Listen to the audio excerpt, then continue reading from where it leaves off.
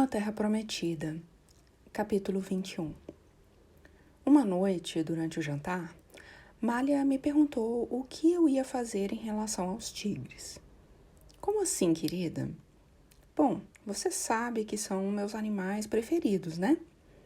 Anos antes, em nossa visita natalina anual ao Havaí, minha irmã Maia tinha levado Malha, então com 4 anos de idade, ao zoológico de Honolulu.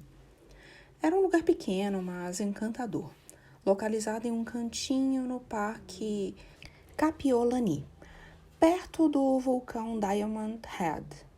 Quando menino, eu passara muitas horas ali, subindo nas figueiras asiáticas, dando de comer aos pombos que andavam pela grama, gritando para os gibões encarapitados no alto dos cercados de bambu. Durante a visita, Malha ficara fascinada por um dos tigres, e a tia lhe comprara um tigrinho de pelúcia na loja de lembranças.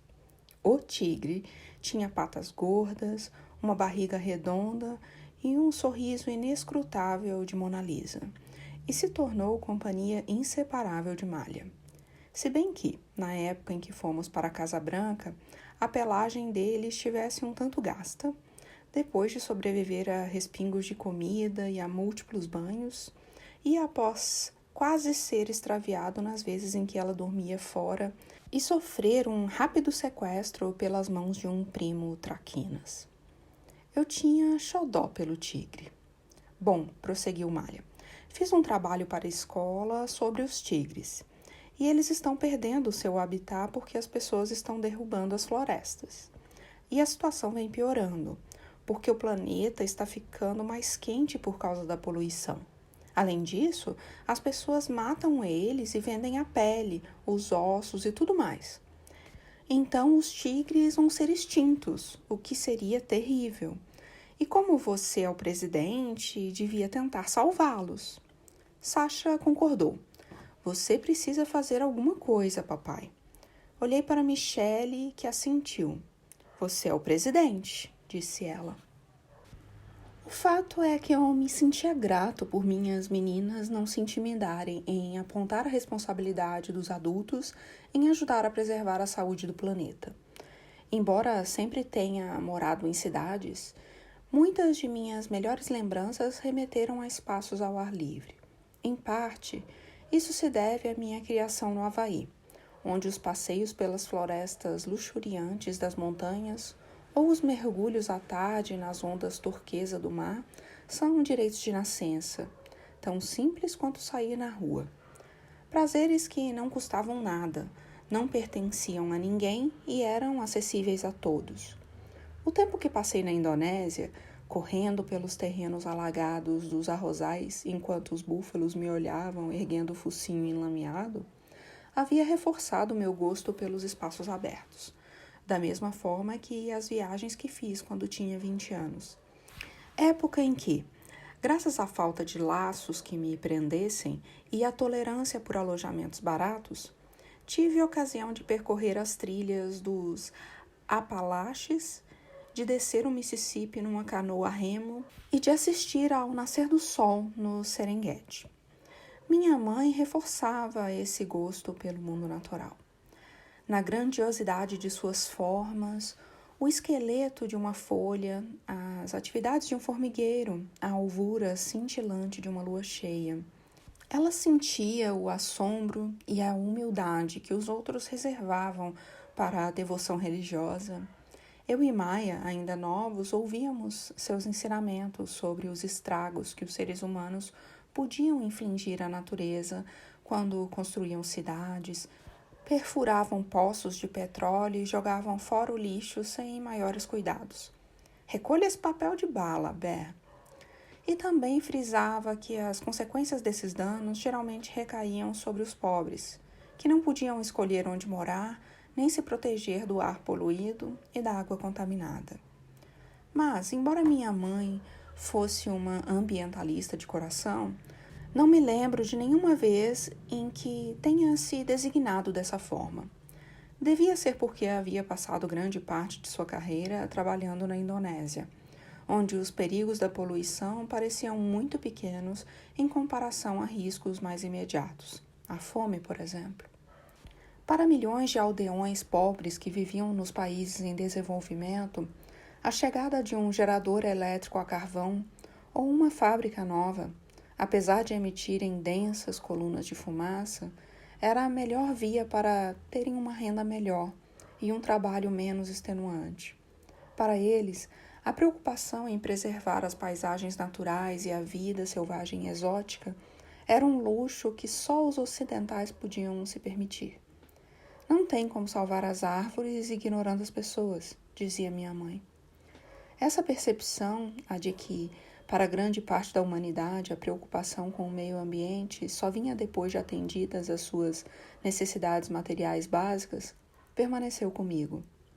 Anos depois, como líder comunitário, ajudei a mobilizar os moradores do Programa Habitacional Público a insistirem na remoção do amianto das construções de seu bairro.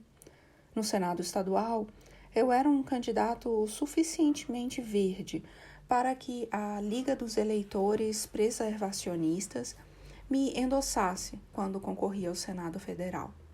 No Capitólio, critiquei as tentativas do governo Bush de enfraquecer várias leis antipoluição e promovi as tentativas de preservar os grandes lagos. Mas, em momento nenhum, minha carreira política tomei as questões ambientais como bandeira principal. Não porque não me parecessem importantes, mas porque, para meus eleitores, muitos deles da classe trabalhadora, a má qualidade do ar ou a rede de escoamento industrial estavam em segundo plano, sendo mais importante os avanços nos setores como habitação, educação, assistência à saúde e emprego. Imaginei que outros podiam se preocupar com as árvores. A nefasta realidade das mudanças climáticas me obrigou a ver a situação de outra perspectiva. A cada ano, o prognóstico parecia piorar, à medida que uma nuvem sempre crescente de dióxido de carbono e outros gases que contribuem para o efeito estufa, emitidos por usinas de geração de energia, fábricas, carros, caminhões, aviões, pecuária em escala industrial, desmatamento e todos os outros sinais característicos do crescimento e da modernização, colaborava para novos recordes de temperatura. Na época em que disputei a presidência, o claro consenso entre os cientistas era de que a falta de uma vigorosa ação internacional unificada para reduzir as emissões, as temperaturas globais estavam fadadas a aumentar, em poucas décadas, mais 2 graus Celsius. A partir desse ponto, o planeta poderia sofrer uma aceleração do degelo das calotas polares, a elevação do nível dos oceanos e no rigor das estações, e a partir desse ponto não havia retorno possível. Era difícil prever os custos humanos de uma mudança climática acelerada, mas as melhores estimativas falavam numa pavorosa combinação de grandes inundações costeiras, secas, incêndios e furacões que desalojariam milhões de pessoas e ultrapassariam a capacidade de reação da maioria dos governos. Isso, por sua vez, aumentaria os custos de um conflito global e de doenças transmitidas por insetos. Lendo a respeito, visualizei longas caravanas de almas perdidas, vagando por uma terra arrasada em busca de áreas cultiváveis, catástrofes reiteradas na escala de um furacão Katrina por todos os continentes, nações insulares tragadas pelo mar. Me perguntei o que aconteceria com o Havaí, com as grandes geleiras do Alasca ou com a cidade de New Orleans. Imaginei Malha, Sasha e meus netos vivendo num mundo mais duro e mais perigoso, sem muitas daquelas maravilhosas paisagens que durante minha infância e adolescência me pareciam inabaláveis. Concluí que, se eu pretendia comandar o mundo livre, teria de tomar a mudança climática como uma prioridade de campanha e de presidência. Mas como? O aquecimento global é uma daquelas questões que os governos têm notória dificuldade em enfrentar, exigindo políticos que implantem de imediato programas caros, impopulares e incômodos para evitar uma longa e demorada crise no futuro. Graças ao trabalho de alguns líderes com visão ampla, como o ex-vice-presidente Al Gore, cujo empenho em instruir o público sobre o aquecimento global lhe valera um Prêmio Nobel da Paz, e que se mantinha atuante na luta para reduzir as mudanças climáticas.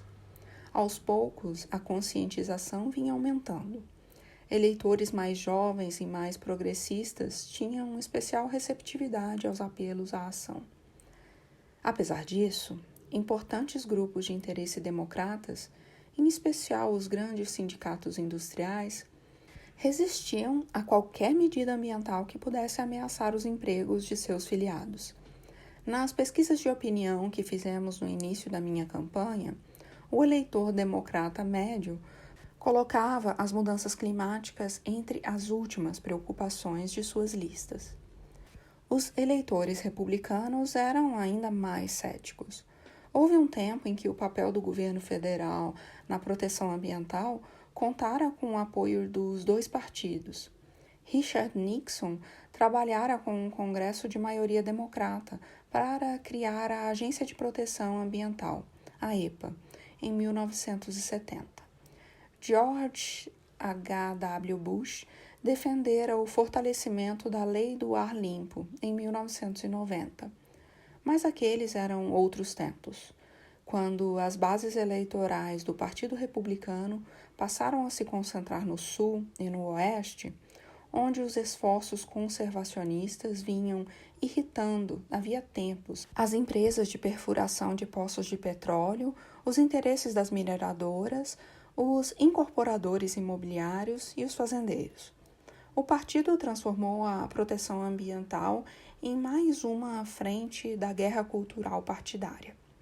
Os veículos de comunicação conservadores apresentavam o aquecimento global como uma invencionice geradora de desemprego, criado por extremistas amantes de árvores. O grupo das grandes petrolíferas destinou milhões de dólares a uma rede de think tanks e de empresas de relações públicas com vistas a encobrir os fatos sobre as mudanças climáticas. Em contraste com seu pai, George W. Bush e integrantes de seu governo minimizavam ativamente as provas de elevação da temperatura do planeta e se negavam a participar dos esforços internacionais em reduzir os gases que contribuem para o efeito estufa. Apesar do fato de que os Estados Unidos, durante a primeira metade de seu mandato, figurassem como o maior emissor mundial de dióxido de carbono. Quanto aos parlamentares republicanos, o mero reconhecimento de mudanças climáticas por obra humana despertava a desconfiança dos ativistas do partido. Se alguém sugerisse alterações na política ambiental para lidar com o fato, podia ser implacavelmente transformado em adversário. Somos como democratas pró-vida, me disse certa vez com pesar um ex-colega republicano de Senado, com um histórico de votos nominalmente pró-ambientais.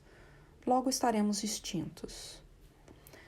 Perante tais realidades, minha equipe e eu nos empenháramos ao máximo em destacar as mudanças climáticas durante a campanha sem sacrificar muitos votos. Me manifestei logo em favor de um ambicioso sistema de mercado de carbono para reduzir a emissão de gases que contribuem para o efeito estufa, mas evitando entrar em detalhes que pudessem proporcionar a futuros oponentes um flanco aberto para ataques. Nos discursos, eu minimizava os conflitos entre ações para reduzir as mudanças climáticas e o crescimento econômico. E fiz questão de ressaltar os benefícios não ambientais de aprimorar a eficiência energética, inclusive seu potencial de diminuir nossa dependência do petróleo estrangeiro. E num aceno aos centristas, prometi uma política energética com todos os itens acima, que permitiria prosseguir no desenvolvimento da produção nacional de gás e petróleo enquanto o país fazia a transição para a energia limpa, ao mesmo tempo investindo em produção de etanol, em tecnologia sem carvão e em energia nuclear. Posições impopulares entre os ambientalistas, mas de grande importância para os estados com o eleitorado dividido. Minha fala otimista sobre uma transição indolor para o futuro sem emissão de carbono gerou um burburinho entre alguns ativistas ambientais. Eles esperavam que eu conclamasse a um sacrifício maior e a escolhas mais difíceis, inclusive uma suspensão ou a pura e simples proibição da extração de gás e petróleo, para fazer frente a uma situação que ameaçava a existência da humanidade como um todo. Num mundo inteiramente racional, isso até faria sentido, mas no mundo real e irracional da política americana, minha equipe e eu tínhamos certezas de que pintar o cenário de um juízo final não seria uma boa estratégia eleitoral. Não vamos fazer nada para proteger o meio ambiente, rosnara Plouffe ao ser indagado por um grupo de defensores da causa. Se perdemos Ohio e a Pensilvânia.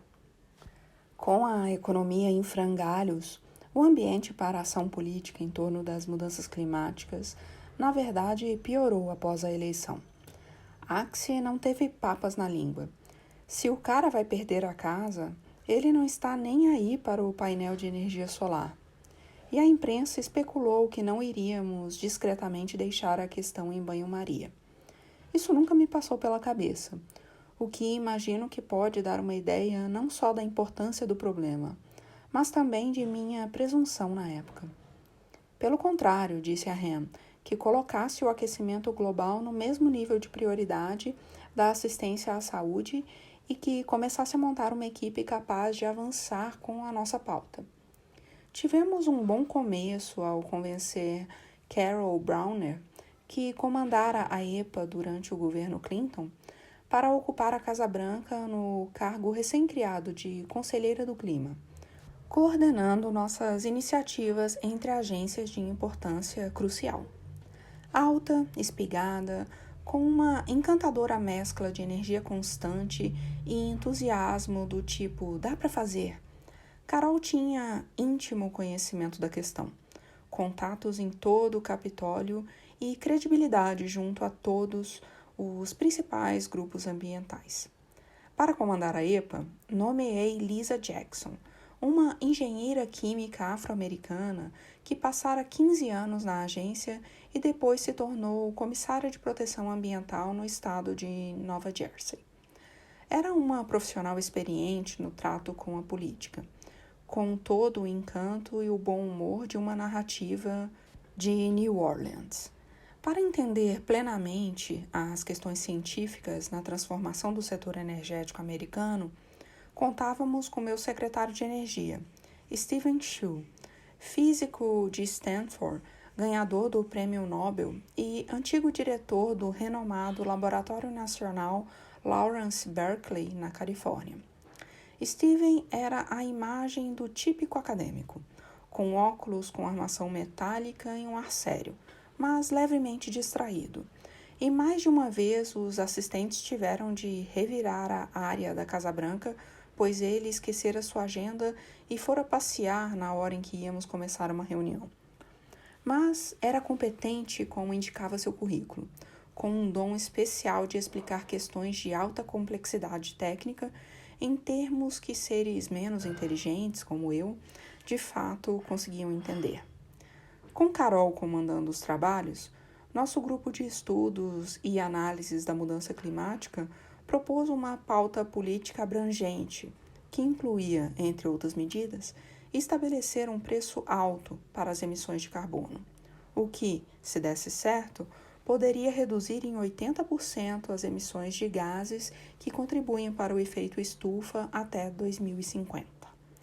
Não seria suficiente para impedir que a temperatura do planeta subisse mais do que 2 graus Celsius, mas pelo menos manteria a pauta viva e proporcionaria uma plataforma para reduções mais drásticas ao longo do tempo.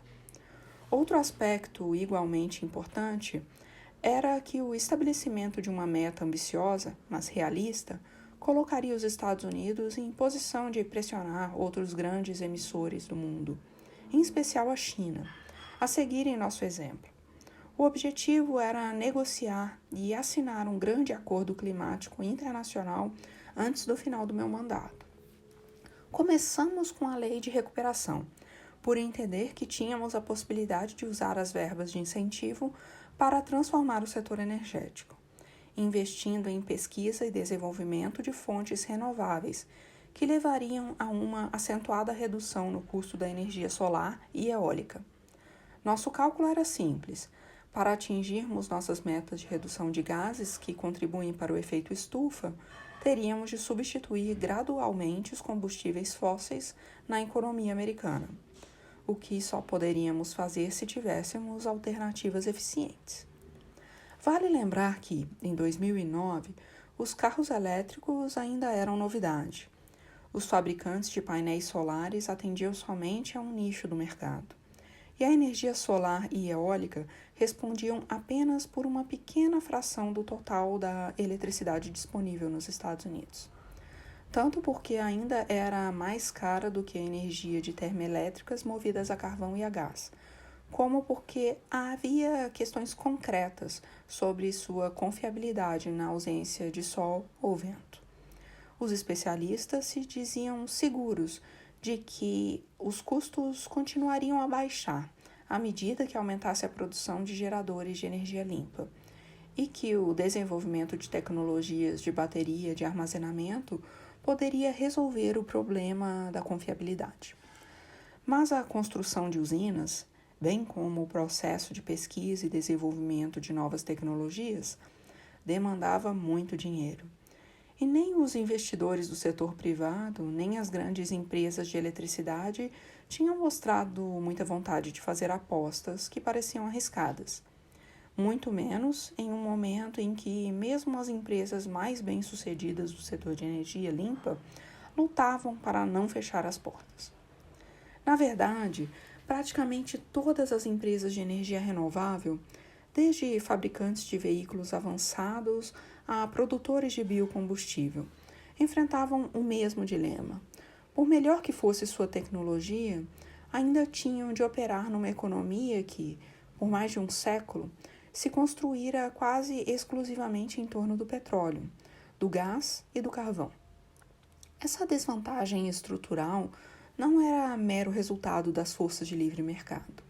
Os governos municipais, estaduais e federais tinham investido trilhões de dólares, fosse com subsídios diretos e isenções fiscais, fosse em obras de infraestrutura, como gasodutos, estradas e terminais portuários, para ajudar a manter o fornecimento constante e a demanda contínua de combustíveis fósseis baratos.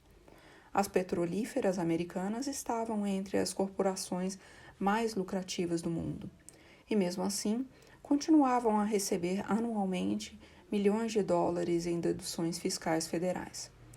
Para ter chance de competir, o setor de energia limpa precisava de um grande impulso.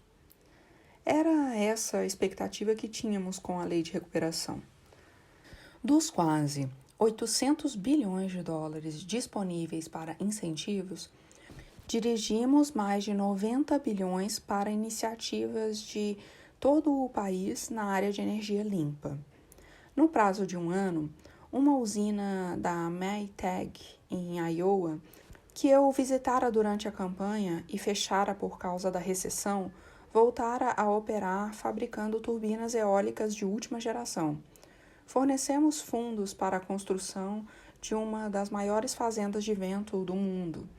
Garantimos subsídios para o desenvolvimento de novos sistemas de bateria de armazenamento e preparamos o mercado para caminhões, ônibus e carros elétricos e híbridos. Financiamos programas para tornar edifícios e empresas mais eficientes no uso da energia e colaboramos com o Tesouro para converter os créditos fiscais federais para a energia limpa, então vigentes num programa de pagamento diretos.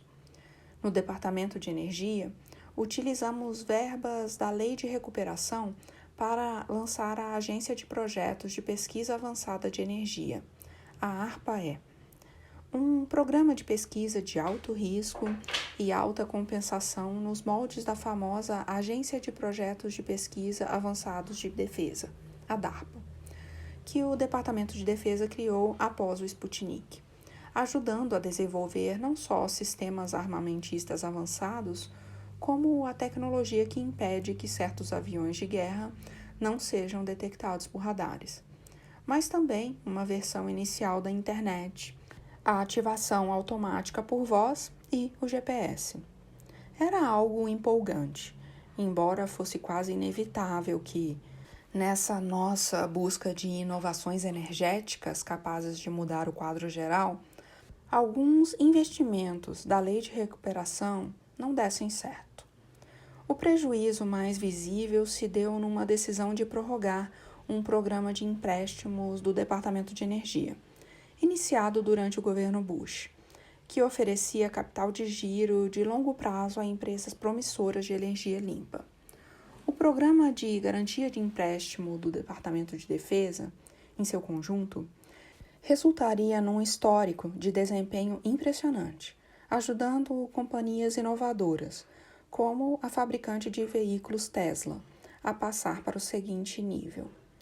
A taxa de juros dos empréstimos era de meros 3%, e a ideia era de que a soma de sucessos do programa mais do que compensaria um ou outro fracasso. Infelizmente, um dos maiores calotes se deu sob minha gestão. Um enorme empréstimo de 535 milhões de dólares para uma fabricante de painéis solares chamada Solindra. A empresa patenteara uma tecnologia então considerada revolucionária, mas é claro que o investimento tinha riscos. Quando os chineses passaram a inundar os mercados com seus painéis solares maciçamente subsidiados e de baixo preço, a Solindra começou a cambalear e em 2011 faliu. Em vista do tamanho do calote, isso sem mencionar que minha equipe programara uma visita minha às instalações da companhia na Califórnia, bem no momento em que começavam a tocar os primeiros sinais de alarme financeiro. A Solindra virou um pesadelo de relações públicas. A imprensa passaria semanas dando destaque à pauta. Os republicanos adoraram. Tentei manter a calma e seguir em frente. Repeti a mim mesmo que o fato de nunca nada funcionar exatamente de acordo com os planos era algo que fazia parte da presidência. Mesmo iniciativas de sucesso, bem executadas e com a mais pura das intenções, costumavam trazer alguma falha oculta ou consequência inesperada. Fazer as coisas significava se sujeitar a críticas, e a alternativa, apostar no que fosse seguro, evitar controvérsias, seguir as pesquisas de opinião, era não só uma receita de mediocridade, mas uma traição nas esperanças daqueles cidadãos que haviam me dado seu voto. Mesmo assim, com o passar do tempo, eu não conseguia deixar de fumegar de raiva. Às vezes até me imaginava realmente soltando fumaça pelos ouvidos, como num desenho animado. Com o destaque dado ao fracasso da Solindra, obscurecendo o notável sucesso da lei de recuperação em dinamizar o setor de energia de fontes renováveis. Mesmo no primeiro ano da lei, nossa aposta em energia limpa começara a revigorar a economia, a criar empregos, a gerar uma arrancada na produção de energia solar e eólica, além de um salto na eficiência energética, e a mobilizar todo um arsenal de novas tecnologias para ajudar no combate às mudanças climáticas. Discursei pelo país afora, explicando a importância de tudo isso. Sentia vontade de gritar: está funcionando! Mas, fora os ativistas ambientais e as empresas de energia limpa, ninguém parecia ligar muito. Bom saber, disse um executivo, que sem a lei de recuperação, toda a indústria solar e eólica americana provavelmente acabaria. Isso não impedia de me perguntar por quanto tempo conseguiríamos continuar a promover políticas benéficas no longo prazo, mas que, de uma forma ou de outra, acabava nos tornando alvos de ataques. Nosso investimento em energia limpa era apenas o primeiro passo para alcançar nossas metas de emissão de gases que contribuem para o efeito estufa. Também queríamos mudar os hábitos cotidianos de consumo de energia nos Estados Unidos. Quer isso significasse que as empresas repensariam como aquecer e resfriar suas instalações, ou que as famílias optariam pelo verde no próximo carro que comprassem. Esperávamos conseguir algo nesse sentido, com a lei sobre mudanças climáticas que destinasse incentivos para a energia limpa em toda a economia. Mas, segundo Lisa e Carol, não precisávamos esperar a ação do Congresso para alterar pelo menos uma parte do comportamento das empresas e dos consumidores. Bastava utilizarmos plenamente os poderes reguladores de que dispunhamos na legislação em vigor. Entre eles, o mais importante consistia na Lei do Ar Limpo, o marco legislativo de 1963, que autorizava o governo federal a monitorar a poluição atmosférica, levando, nos anos 1970, ao estabelecimento de critérios passíveis de implantação. Segundo a lei, que fora reconfirmada no Congresso com o apoio de 2 partidos em 1990, cabia à EPA estabelecer, por regulação, critérios para reduzir emissões de automóveis que, a seu juízo, causam ou contribuem para a poluição atmosférica que se pode razoavelmente prever que colocarão em risco a saúde ou o bem-estar público. Para quem acreditava na ciência climática, não havia discussão de que o dióxido de carbono que saía do escapamento dos carros era um agente poluente da atmosfera. Pelo visto, não era o caso do administrador da EPA do governo Bush, ou seja, acreditar na ciência. Em 2003, ele determinou que a Lei do Ar Limpo não tinha como intenção dar à agência autoridade para regular os gases que contribuem para o efeito estufa. E mesmo que fosse o caso, ainda assim não utilizaria a lei para mudar os critérios de emissão. Vários estados e organizações ambientalistas entraram com ações judiciais, e na decisão de 2007, no caso Massachusetts versus EPA, a Suprema Corte dos Estados Unidos decidiu por estreita maioria que a EPA do presidente Bush deixara de aplicar um juízo fundamentado, com base na ciência, ao emitir sua determinação, e mandou a agência refazer sua lição de casa. Nos 2 anos seguintes, o governo Bush não moveu uma palha. Mas agora estávamos em condição de cumprir a decisão da Suprema Corte. Lisa e Carol recomendaram que reuníssemos as provas científicas, emitíssemos uma decisão de que os gases que contribuem para o efeito estufa estavam sujeitos à regulação da EPA e utilizássemos imediatamente essa autoridade para elevar os critérios de eficiência de combustível para todos os carros e caminhões fabricados ou vendidos nos Estados Unidos. As circunstâncias não podiam ser mais favoráveis para esse tipo de regulamentação. Embora as montadoras americanas e os sindicatos do United Auto Workers, o UAW, geralmente fossem contrários a critérios mais rigorosos de eficiência de combustível. Minha decisão de continuar a destinar bilhões em verbas do TARP para manter a indústria automobilística de pé os tornara mais receptivos, como Carol colocara com toda a delicadeza. Segundo Lisa, se agíssemos depressa, conseguiríamos ter o regulamento em vigor antes que as fábricas lançassem os modelos do ano seguinte. A queda resultante no consumo de gasolina nos Estados Unidos poderia economizar cerca de 1,8 bilhão de barris de petróleo e reduzir em 20% nossas emissões de gases que contribuem para o efeito estufa. Também estabeleceríamos um bom precedente para que a EPA regulasse outras fontes de emissões prejudiciais ao meio ambiente em anos futuros. Para mim, não havia nem o que pensar. Embora Ham e eu concordássemos que, mesmo com os fabricantes de automóveis ao nosso lado, o decreto da EPA, com novos padrões de consumo de combustível, geraria grandes atritos políticos. Afinal, os líderes de partido republicano consideravam a redução das regulações federais prioridade máxima, só comparável à redução dos impostos sobre os ricos.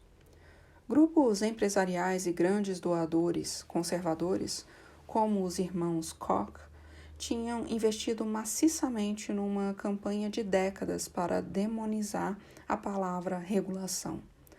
Não se encontrava uma página no editorial do Wall Street Journal sem algum ataque a um desenfreado Estado regulador. Para a plateia antirreguladora, os prós e contras de padrões mais altos de consumo de combustível importavam menos que a carga simbólica de uma nova regra. Mais um exemplo dos burocratas não eleitos de Washington tentando controlar cada detalhe da vida das pessoas, sugar a vitalidade econômica dos Estados Unidos, violar os direitos de propriedade privada e solapar a concepção de governo representativo dos pais fundadores. Eu não dava muita importância a esses argumentos. Já na era do progresso, 1890 a 1920, os trustes do petróleo e os monopólios ferroviários usavam linguagem semelhante para investir contra as tentativas do governo em afrouxar o controle que impunham à economia americana, assim como fizeram os adversários do New Deal de Roosevelt.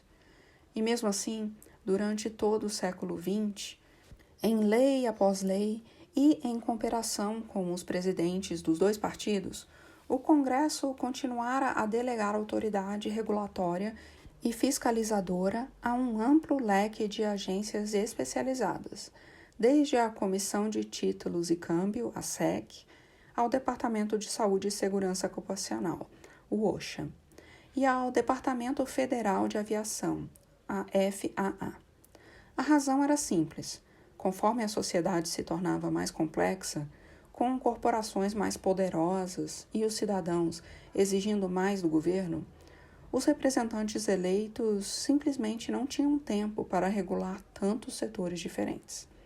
E tampouco tinham o conhecimento especializado, necessário para implantar regras para transações justas nos mercados financeiros, para avaliar o grau de segurança do mais recente equipamento médico, para entender novos dados sobre a poluição ou para prever todas as formas de discriminação que os empregadores poderiam utilizar contra os empregados em termos de raça ou de gênero. Em outras palavras, se queríamos um bom governo, era importante ter especialistas. Era preciso ter nas instituições públicas gente encarregada de prestar atenção em coisas importantes, para que os demais cidadãos não precisassem fazer isso sozinhos.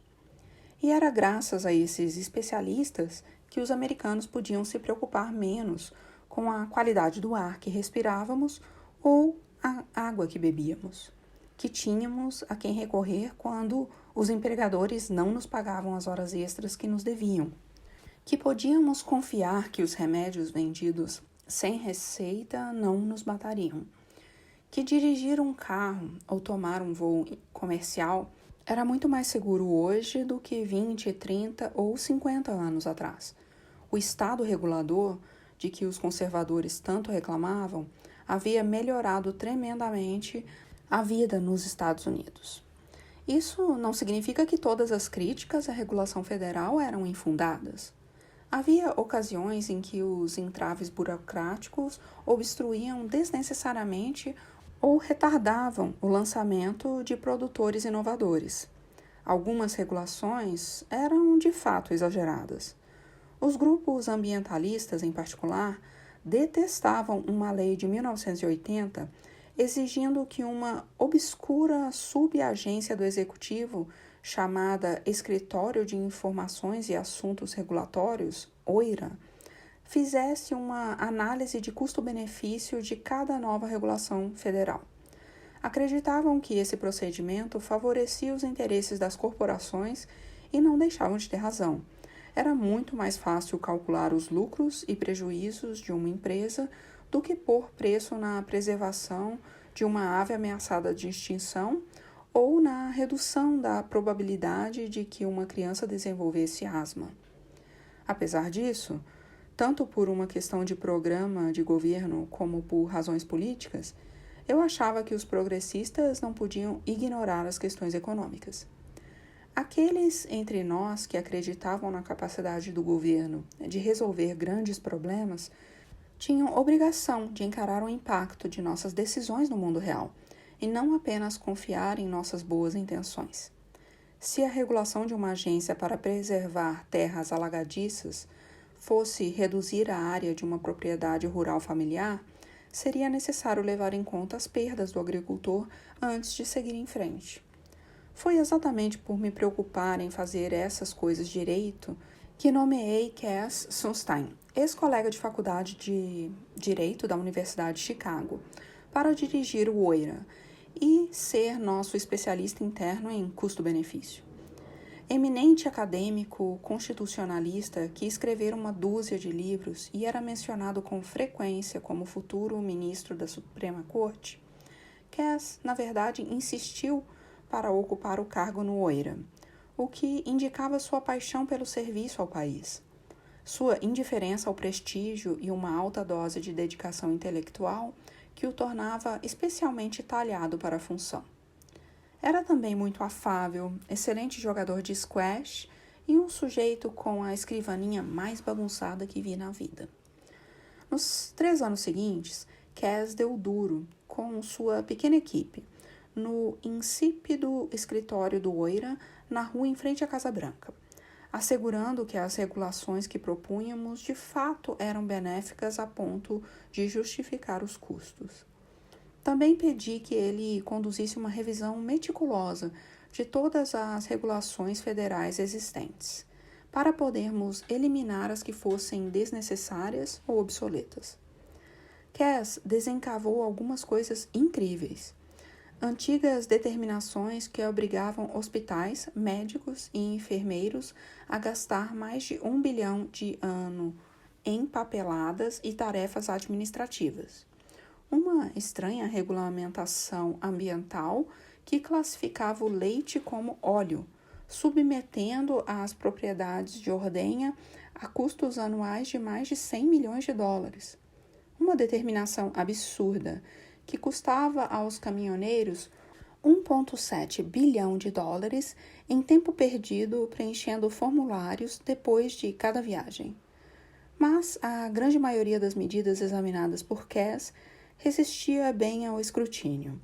E, no final do meu mandato, mesmo analistas republicanos veriam que os benefícios de nossas regulações ultrapassavam os custos numa margem de 6-1.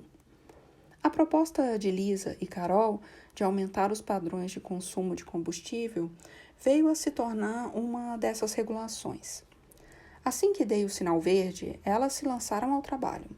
Tinham um bom parceiro no meu secretário de transportes, Ray LaHood, ex-parlamentar de Peoria e cavalheiresco republicano da velha guarda, cuja natureza social e sério empenho no bipartidarismo lhe trouxeram popularidade nos 2 blocos parlamentares. Num dia ensolarado de maio, lá estava eu no Roseiral, ladeado por um grupo de líderes do setor automobilístico e pelo presidente da United Auto Workers, para anunciar um acordo que aumentaria a eficiência energética em todos os carros e caminhões leves novos, passando de 27,5 milhas para 35,5 milhas por galão em 2016. O plano visava reduzir as emissões de gases que contribuem para o efeito estufa em mais de 900 milhões de toneladas métricas durante a vida útil dos novos veículos, o equivalente a retirar 117 milhões de veículos das ruas ou a fechar 194 termoelétricas alimentadas a carvão. Nos comunicados que emitiram naquele dia, os fabricantes de veículos automotores apoiaram a ideia, declarando confiança em sua capacidade de atender às novas metas e nos benefícios empresariais de ter um único padrão nacional, em vez de uma variedade de diferentes leis estaduais. A rapidez e a ausência de atritos com que chegáramos a um acordo pegaram os repórteres de surpresa, e vários deles perguntaram a Carol o papel que os subsídios ao setor podiam ter desempenhado no surgimento desse novo espírito verde. Em momento algum mencionamos subsídios durante as negociações, garantiu ela. Mais tarde, no salão oval, perguntei se era verdade. Totalmente, respondeu Carol, mas não posso afirmar, claro, que a ideia dos subsídios não tenha passado pela cabeça deles. No meio tempo, dei a Steven Chu a missão de atualizar todos os padrões de eficiência que encontrasse, utilizando o poder de uma lei pouco aplicada de 1987, que conferia ao Departamento de Energia a autoridade para estabelecer os padrões de eficiência energética em tudo, de lâmpadas a aparelhos comerciais de ar-condicionado. O homem parecia uma criança numa loja de doces, dando explicações detalhadas de suas mais recentes proezas nas formulações de padrões. Você ficaria espantado com o impacto ambiental de uma simples melhoria de 5% na eficiência de refrigeradores. E, embora fosse difícil ficar à altura de seu entusiasmo quanto às lavadoras e secadoras, os resultados eram mesmo admiráveis. Quando deixei o cargo, os novos padrões nos eletrodomésticos estavam em vias de eliminar da atmosfera mais de 210 milhões de toneladas métricas por ano de gases que contribuem para o efeito estufa. Nos vários anos seguintes, os fabricantes de automóveis e de eletrodomésticos atingiram sem grandes problemas, e até antes do cronograma, os objetivos de maior eficiência que havíamos estabelecido, confirmando o que Steven dissera. Padrões regulatórios ambiciosos, quando feitos da maneira apropriada, realmente incentivavam inovações nas empresas. Os consumidores se notaram que os modelos de carros ou os eletrodomésticos com maior eficiência energética às vezes eram mais caros, não reclamaram. A tendência era que isso fosse compensado pela diminuição nas contas de energia elétrica ou nos custos de combustível, e os preços costumavam cair quando as novas tecnologias se tornavam a norma. Para nossa surpresa, nem mesmo McConnell e Bonner ficaram especialmente irritados com nossas regulações na área energética. Talvez porque não considerassem uma questão decisiva para eles e não quisessem desviar a atenção de seus esforços para derrotar o Obamacare. Nem todos os republicanos se mostraram tão contidos. Um dia, Pete House entrou no salão oval para me mostrar recortes da imprensa com vários comentários da deputada Michelle Bachmann, de Minnesota, fundadora do bloco do Tea Party na Câmara, e que viria a se candidatar à presidência pelo Partido Republicano. Bachmann andara esbravejando contra as novas lâmpadas de alta eficiência energética, dizendo que era uma intrusão do grande irmão, uma medida anti-americana e uma ameaça à saúde pública. Também serviam como um indicativo do que, segundo ela, era um complô mais abrangente dos democratas para impor uma pauta de sustentabilidade radical, segundo a qual todos os cidadãos americanos acabariam forçados a mudar para o centro da cidade, morar em cortiços e pegar um VLT para ir para seus empregos públicos. Parece que descobriram o nosso segredo, senhor presidente, disse Pete. Assenti, fingindo seriedade. Melhor esconder as latas de lixo reciclável. Embora os carros elétricos e as lava-louças com maior economia de energia fossem um passo à frente, sabíamos que o caminho efetivo para uma mudança duradoura consistia em ter uma legislação abrangente sobre o clima aprovada pelo Congresso. Uma lei tinha o potencial de abarcar todos os setores da economia que contribuíam para as emissões de gases de efeito estufa, e não só veículos automotores e eletrodomésticos. Além disso, as matérias da imprensa e os debates públicos desencadeados pelo processo legislativo ajudariam a mostrar os perigos do aquecimento global e, se tudo corresse bem, o Congresso se sentiria um pouco dono do produto final, E talvez o mais importante, a legislação federal teria um poder realmente estável, ao contrário das regulações, que podiam ser revertidas de forma unilateral por um futuro governo republicano. A legislação, claro, dependia de nossa capacidade de vencer procedimentos obstrucionistas no Senado. E, ao contrário do que ocorrera com a Lei de Recuperação, ocasião em que, quando a situação apertou, conseguíramos arregimentar todos os votos democratas de que precisávamos, Harry Reid me alertou que certamente perderíamos pelo menos uns 2 senadores democratas dos estados produtores de carvão e petróleo, que estavam enfrentando dificuldades para a reeleição. Para conseguir 60 votos, teríamos de convencer pelo menos 2 ou 3 republicanos a apoiar uma lei que enfrentava firme oposição da maioria de seus eleitores e que Mitch McConnell jurara derrotar. De início, pelo menos, consideramos que nossa melhor chance era o cara que eu tinha derrotado na disputa presidencial. John McCain minimizara seu apoio às leis referentes a mudanças climáticas durante a campanha, sobretudo depois de escolher uma companheira de chapa cuja pauta energética, perfure, pessoal, perfure, contava com a aprovação entusiasmada do eleitorado republicano. Mas, a bem da verdade, McCain nunca abandonara por completo a posição que tinha apresentado em sua carreira pregressa no Senado. E, em meio à aura muito passageira de afabilidade logo após a eleição, nós dois faláramos da possibilidade de trabalharmos juntos pela aprovação de uma lei sobre as questões climáticas. Na época em que assumi o cargo, McCain já somara forças com seu principal aliado no Senado, Joey Lieberman, para montar uma alternativa bipartidária à legislação mais liberal que estava sendo proposta por Barbara Boxer, a democrata da Califórnia que presidia o Comitê de Obras Públicas e Meio Ambiente. Infelizmente, dentro dos círculos republicanos, o tipo de conciliação bipartidária que McCain estava mais do que ultrapassado.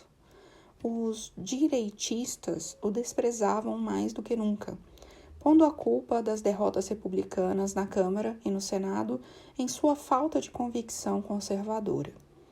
No final de 2009, um ex-parlamentar e apresentador de rádio de direita chamado J.D. Hayhourt cogitou a possibilidade de concorrer contra McCain nas primárias do Arizona no ano seguinte, o primeiro desafio sério que ele enfrentava desde que ingressara no Senado, 22 anos antes. Imagino como o sangue de McCain deve ter fervido com a indignidade daquela situação. Mas seu instinto político fez com que tratasse de proteger seu flanco direito. E somar forças comigo numa grande legislação ambiental certamente não ajudaria nisso. Logo soubemos, pelo gabinete de Lieberman, que McCain retirara o apoio à lei. Ao mesmo tempo, nenhum republicano da Câmara sequer consideraria a hipótese de apoiar uma legislação climática.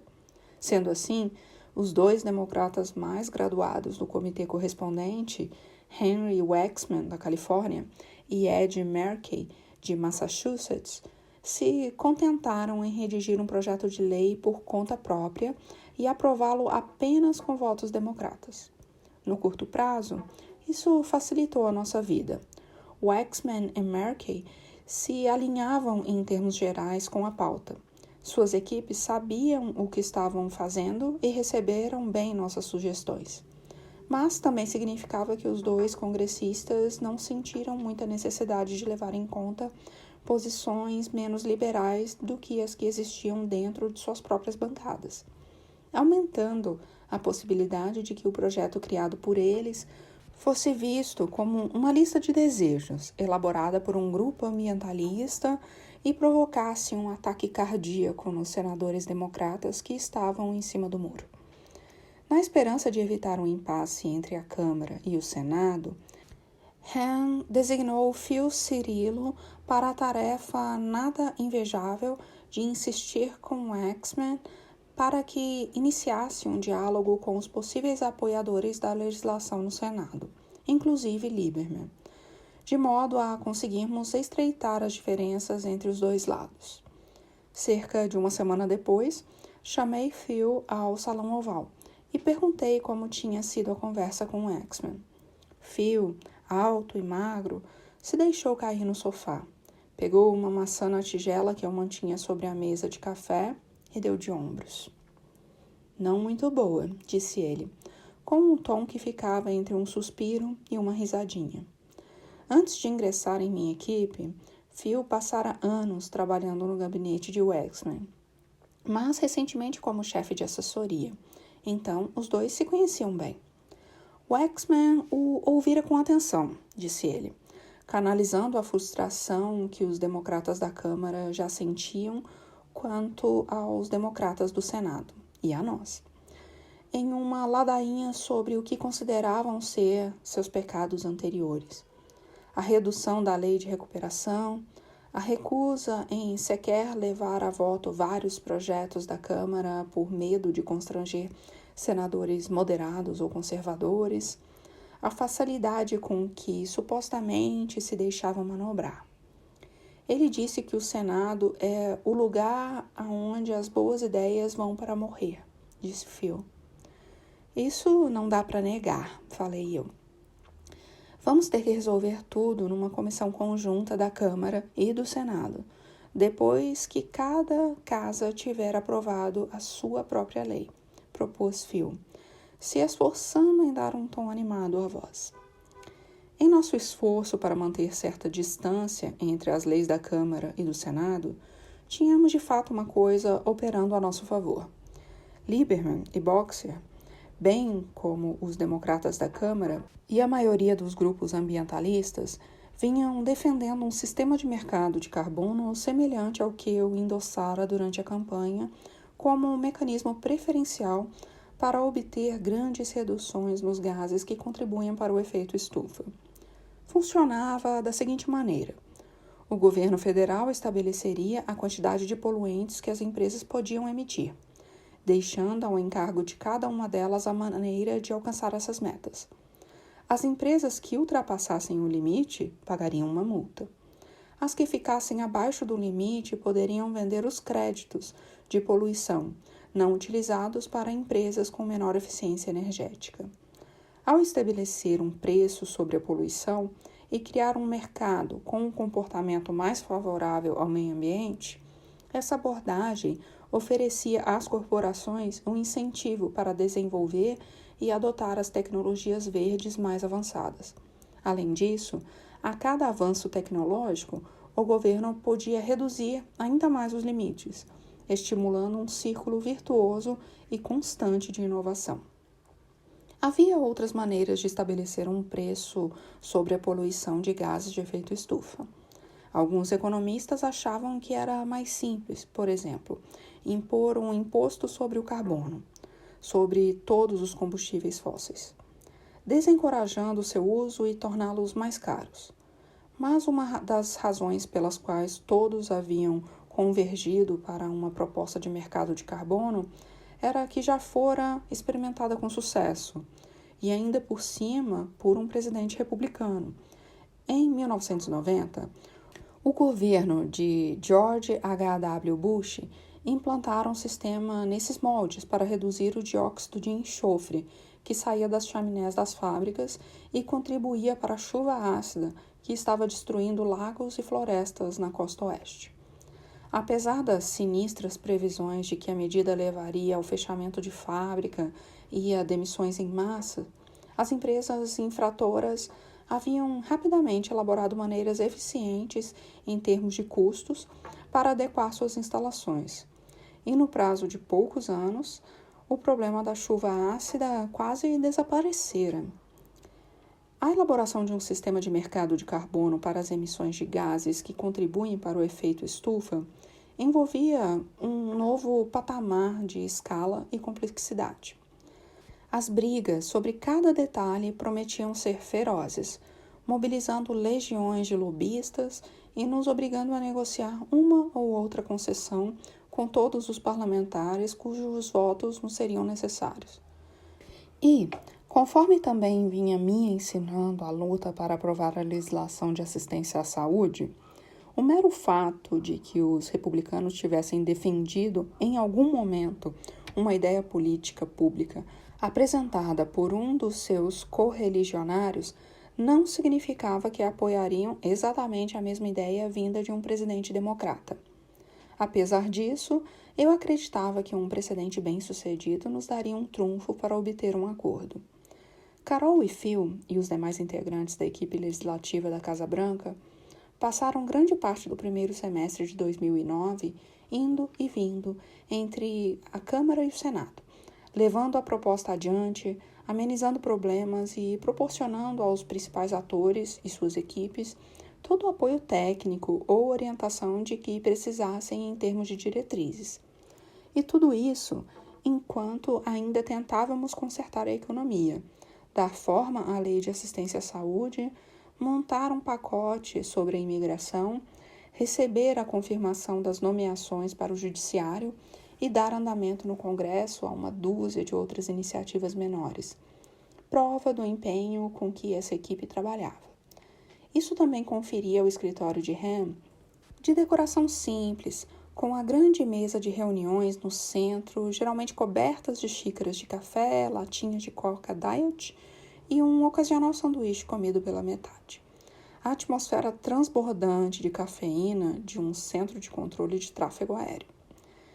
Então, num dia quente e úmido, no final de junho, nossa labuta começou a render frutos. O gabinete social da Casa Branca organizara um piquenique da equipe no Gramado Sul, e eu estava começando a circular entre a multidão, segurando bebês e posando com os orgulhosos parentes dos membros da equipe para fotos, quando Ham veio aos saltos pela grama com uma folha de papel na mão. A Câmara acabou de aprovar uma proposta de legislação climática, senhor presidente, disse ele. Que ótimo, falei, trocando um cumprimento. Qual foi a margem? Ham me mostrou a sua contagem, 219 a 212. Conseguimos, inclusive, 8 republicanos moderados. Perdemos uns 2 democratas com que contávamos, mas vou falar com eles. Enquanto isso, seria bom ligar e agradecer a Nancy, Waxman e Markey. Deram um duro danado nas comissões. Ham vivia para dias assim, quando tínhamos uma vitória incontestável. Mas, ao voltarmos para o salão oval, parando para cumprimentar outras pessoas no caminho, notei que meu chefe de gabinete, geralmente animado, parecia um pouco abatido. Ham explicou o que o incomodava. Até então, o Senado nem sequer havia apresentado sua versão de projeto de lei sobre o clima, e muito menos começara a dar andamento à proposta nas comissões correspondentes. McConnell, enquanto isso, estava exibindo um singular talento para protelar as votações no Senado. Dada a lentidão do processo, o prazo para conseguirmos uma legislação sobre o clima antes que o Congresso entrasse em recesso em dezembro estava se reduzindo rapidamente. E depois disso, de certo, teríamos ainda mais problemas para chegar à reta final, já que os democratas, tanto na Câmara como no Senado, estariam relutantes em votar mais uma lei importante e controversa, bem no momento em que começavam a campanha para as eleições de meio de mandato. Precisa ter fé, cara, falei dando um tapinha de consolo nas costas. Ham assentiu, mas os olhos, ainda mais escuros que o habitual, mostravam dúvida. Não sei se temos pista suficiente para pousar todos esses aviões, disse ele. A conclusão implícita era que um ou mais poderiam cair. O clima alvoroçado no Congresso não era o único motivo que me fazia esperar que a legislação do mercado de carbono estivesse pronta para a sanção presidencial em dezembro. Para o mesmo mês estava marcada uma reunião de cúpula mundial da ONU sobre as mudanças climáticas, que se realizaria em Copenhague. Depois de 8 anos de ausência nos Estados Unidos, sob o governo de George W. Bush, nas negociações climáticas internacionais, As expectativas no exterior eram enormes. E eu não poderia insistir que os outros governos tomassem ações decididas sobre o aquecimento global se nós não dessemos o exemplo. Eu sabia que a aprovação de uma lei nos Estados Unidos melhoraria a nossa posição para negociar com outras nações e ajudaria a estimular o tipo de ação coletiva necessário para proteger o planeta. Os gases poluentes, afinal, não respeitam fronteiras. Uma lei reduzindo as emissões num país podia dar a seus cidadãos um sentimento de superioridade moral, mas, se outras nações não seguissem o exemplo, as temperaturas só fariam subir. Assim, enquanto Ham e minha equipe legislativa se empenhavam em conversas nos corredores do Congresso, minha turma de política externa e eu procurávamos uma forma de restaurar a estatura dos Estados Unidos como líder nos esforços internacionais sobre o clima. No passado, nossa liderança nessa frente era dada como certa. Em 1992, quando o mundo se reuniu no Rio de Janeiro para a chamada Cúpula da Terra, como veio a ser conhecida, o presidente George H.W. Bush se somou a representantes de 153 outras nações para assinar a Convenção Quadro das Nações Unidas sobre Mudanças Climáticas. O primeiro acordo mundial tentando estabilizar as concentrações dos gases de efeito estufa antes que atingissem níveis catastróficos. O governo Clinton empunhou a batuta, trabalhando com outros países para transpor os objetivos amplos anunciados no Rio para um tratado obrigatório. O resultado final, o chamado Protocolo de Quioto, apresentou planos detalhados para uma ação internacional conjunta, incluindo metas específicas de redução de emissões, um sistema global de comercialização dos créditos de carbono semelhante ao modelo que propunhamos e mecanismos de financiamento para ajudar os países pobres a adotarem energia limpa e preservarem florestas neutralizadoras de carbono, como a Amazônia. Os ambientalistas saudaram Kyoto como um ponto de inflexão na luta contra o aquecimento global. Em todo o mundo, os países participantes conseguiram que os respectivos governos ratificassem o tratado. Mas nos Estados Unidos, onde a assinatura de um tratado exige a aprovação de 2/3 do Senado, o protocolo encontrou uma barreira. Era o ano de 1997. Os republicanos controlavam o Senado e poucos consideravam que as mudanças climáticas fossem realmente um problema. Na verdade, o presidente da Comissão das Relações Exteriores do Senado, daquela época, o arquiconservador Jesse Helms, nutria um orgulhoso desprezo, em igual medida, pelos ambientalistas, pela ONU e pelos tratados multilaterais. Democratas poderosos, como o senador Robert Byrd, da Virgínia Ocidental, também não vacilaram em se opor a qualquer medida que pudesse afetar as indústrias de combustível fóssil vitais para seu estado. Prevendo o problema, o presidente Clinton decidiu não enviar o protocolo de Kyoto para votação no Senado, preferindo a postergação à derrota.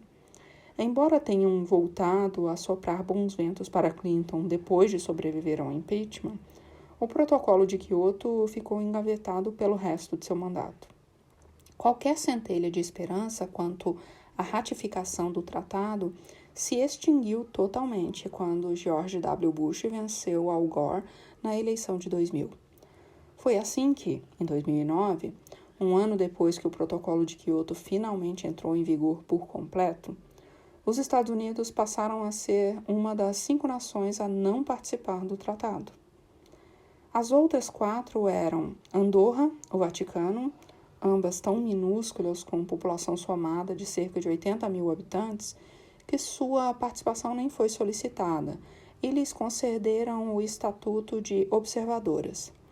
Taiwan, que bem que gostaria de participar, mas não pôde, porque os chineses ainda contestavam o seu estatuto de nação independente, e o Afeganistão, que tinha a sensata justificativa de se encontrar estraçalhado por 30 anos de ocupação e por uma guerra civil sangrenta.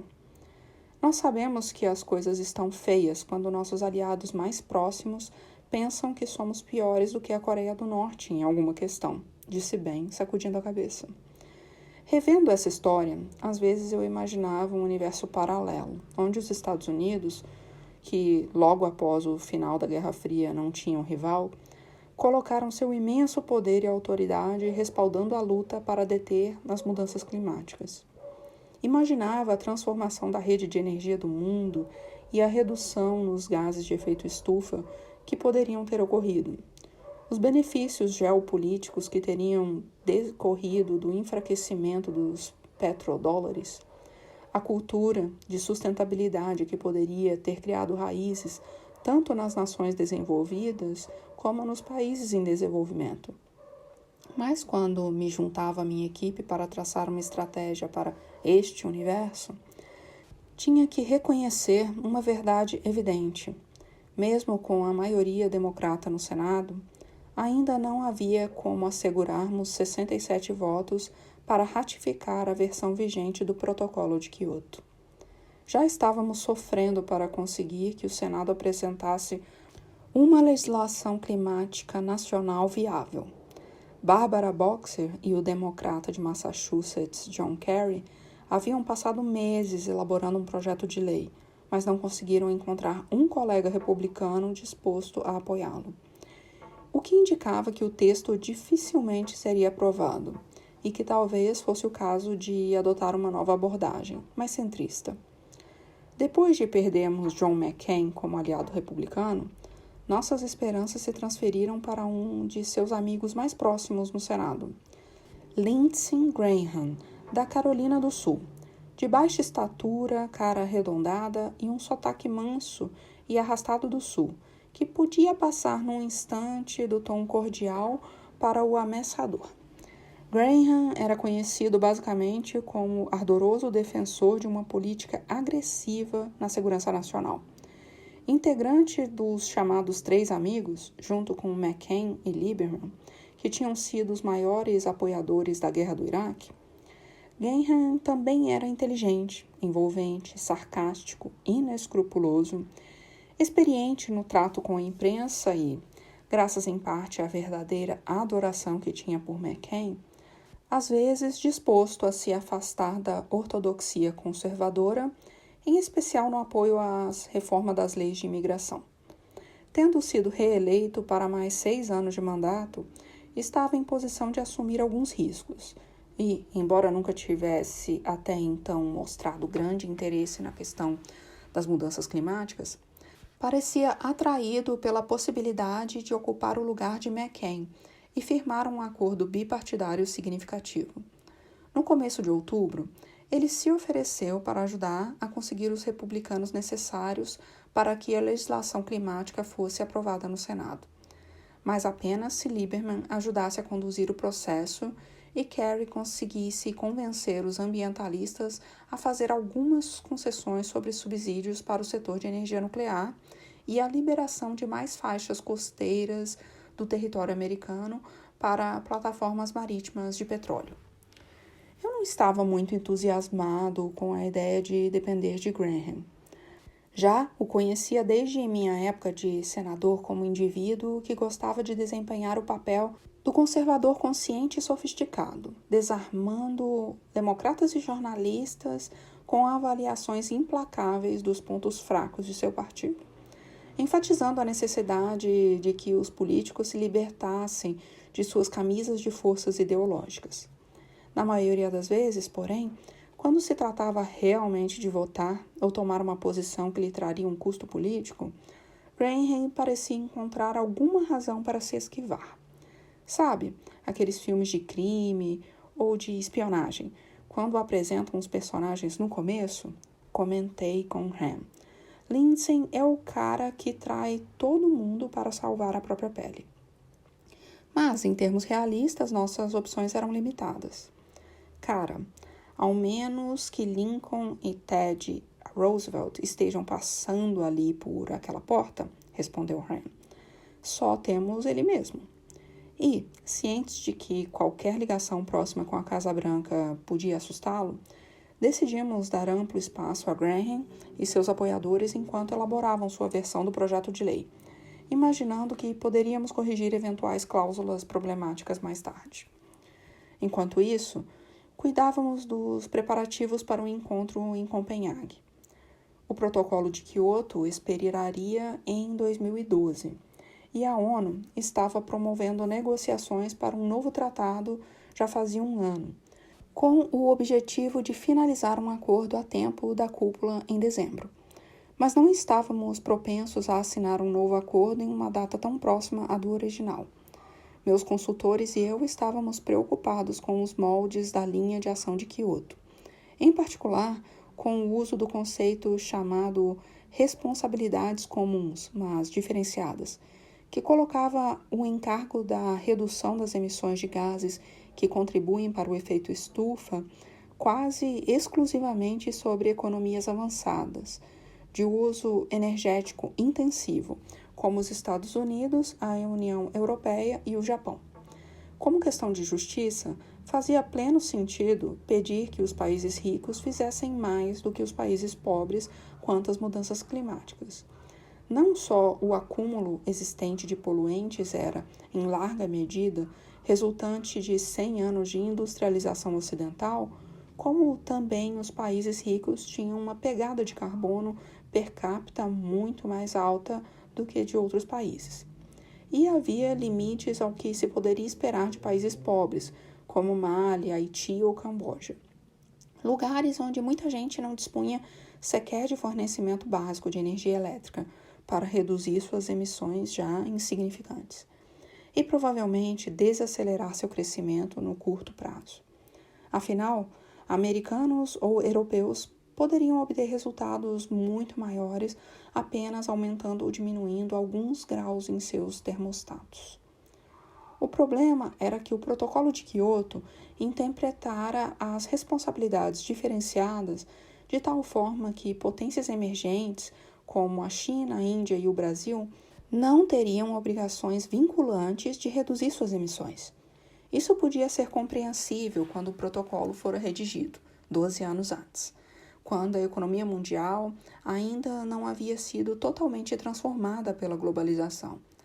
Mas em meio a uma recessão brutal, com os americanos já sofrendo com a transferência constante dos empregados para fora do país, um tratado que impusesse restrições ambientais a fábricas locais, sem solicitar uma ação similar das que operavam em Xangai ou em Bangalore, simplesmente não teria apoio. A China ultrapassara os Estados Unidos nas emissões anuais de dióxido de carbono em 2005, e os números da Índia também estavam subindo. E embora fosse verdade que o cidadão médio chinês ou indiano consumia apenas uma fração da energia utilizada pelo americano médio, os especialistas projetavam uma duplicação das pegadas de carbono daqueles países nas décadas seguintes. À medida que o número crescente de seus habitantes somavam mais de 2 bilhões de pessoas, tivessem acesso aos mesmos equipamentos modernos à disposição dos habitantes dos países ricos. Se isso acontecesse, o planeta se afundaria de maneira irremediável, argumento que os republicanos, pelo menos os que não negavam taxativamente a mudança climática, gostavam de empregar como desculpa para que os Estados Unidos não fizessem nada. Precisávamos de uma nova abordagem.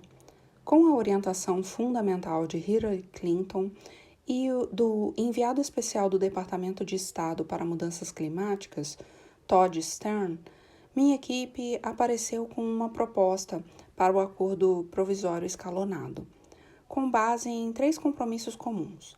Primeiro, o acordo exigia que todas as nações, inclusive potências emergentes como a China e a Índia, apresentassem um plano para a redução dos gases que contribuem para o efeito estufa.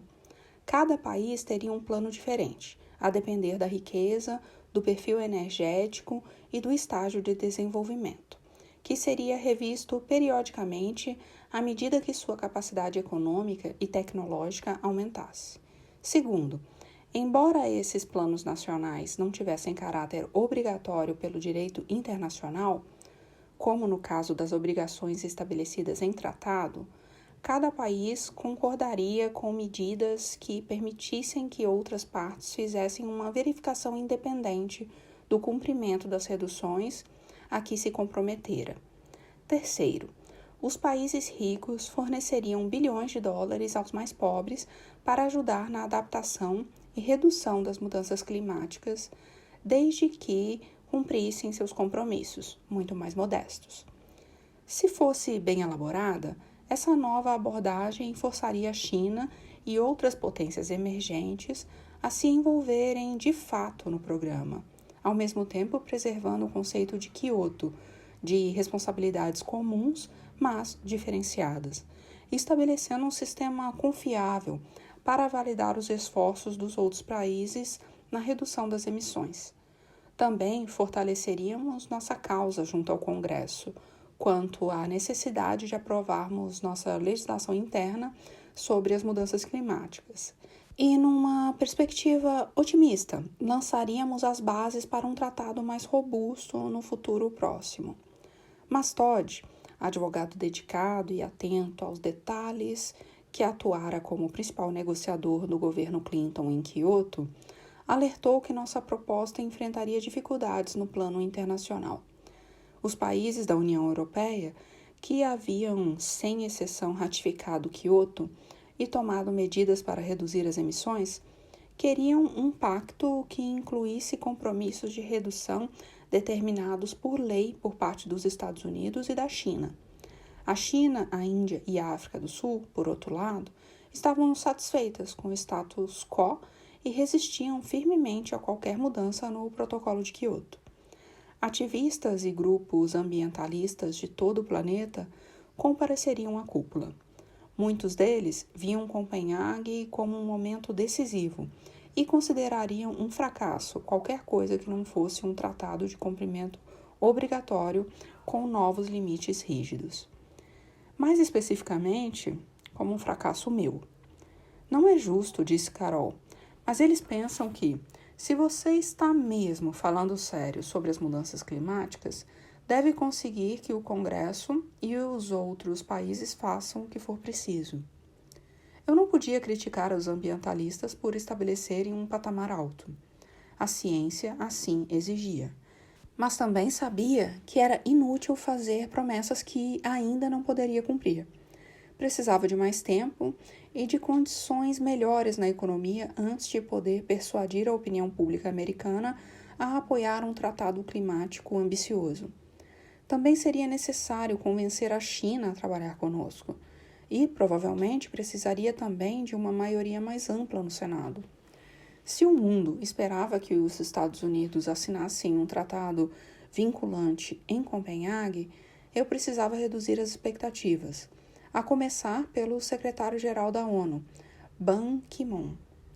Fazia 2 anos que Ban Ki-moon estava cumprindo o mandato diplomático mais importante do mundo, mas ainda não causara grande impressão no palco global. Isso decorria, em parte, da natureza da função. Embora o secretário-geral da ONU esteja à frente de um orçamento de muitos bilhões de dólares, um grande corpo de funcionários e uma infinidade de agências internacionais, seu poder é, em larga medida, derivativo e dependia da habilidade em conduzir 193 países para algo que parecesse por consenso.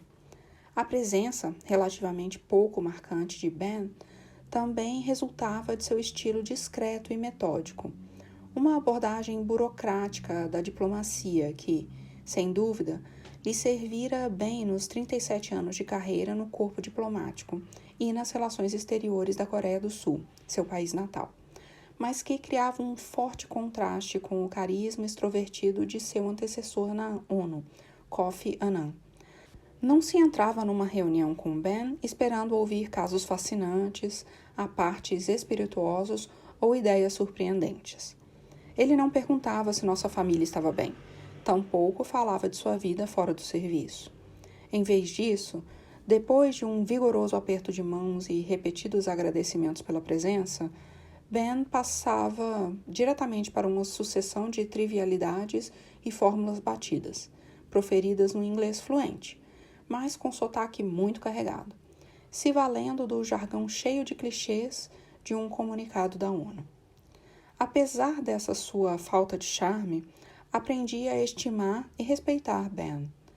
Era honesto, direto e sempre otimista.